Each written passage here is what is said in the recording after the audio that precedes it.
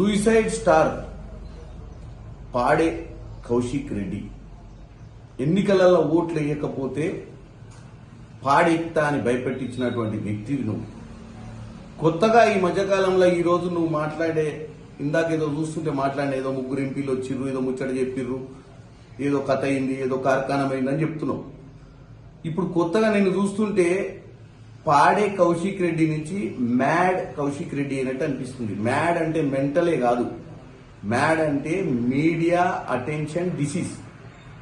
మీడియాలో ఉండాలని కంటెంట్ లేని కబుర్లు చెప్తూ మీడియాలో స్టార్ అయిదామని దొర దగ్గర మంచి మార్పులు సంపాదిద్దామని మాట్లాడినట్టే ఉంది. కానీ ఆ దరిద్రపు ముగ్గురు ఎంపీలు ఏనా కొడుకులు వచ్చి మాట్లాడిరో చెప్పాల్సిన అవసరం ఉంది తెలంగాణ ప్రజలకు.